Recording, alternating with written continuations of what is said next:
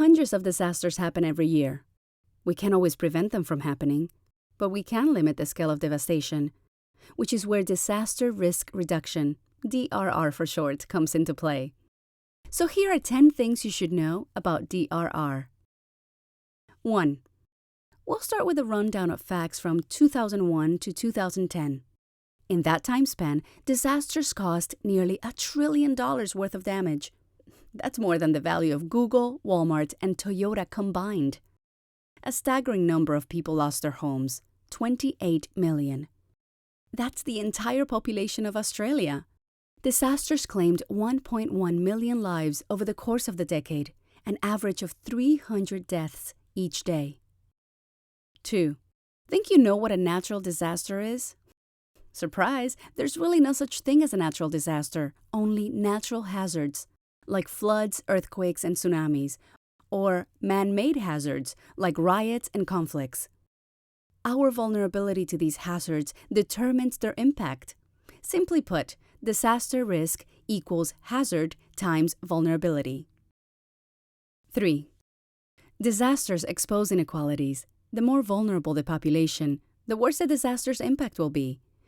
When an earthquake strikes a poor country, more deaths and more economic losses will likely occur than when it hits a rich country.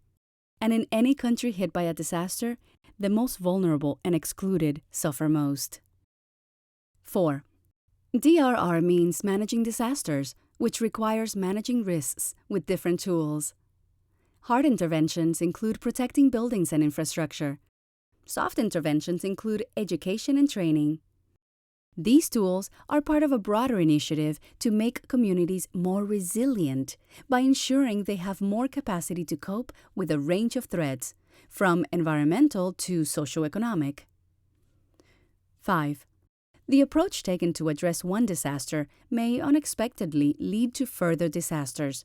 For example, you may grow more rice to alleviate malnutrition, but rice requires heavy irrigation and mosquitoes breed in standing water, which can lead to more malaria cases. 6. Disaster response needs to involve local people. Communities have a wealth of valuable skills and knowledge to offer. Working closely with local people helps them develop the skills needed to handle future disasters, like rebuilding homes or search and rescue. 7.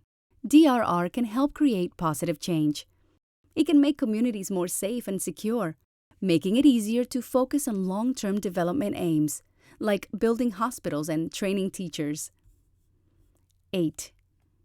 Caring about DRR also means caring about climate change. Increasingly unpredictable weather brings new challenges, like higher crop prices and conflict over natural resources. These challenges make it harder for communities to adapt, cope, and respond to risks.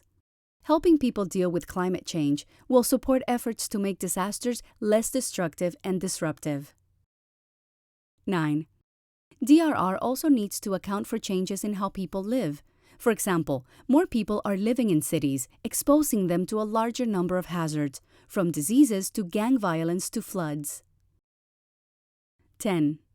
Disaster risk is everyone's business. Anyone working on development or aid responses needs to think about disaster risk to make sure their efforts don't end up putting more people at risk. Collaboration is also key.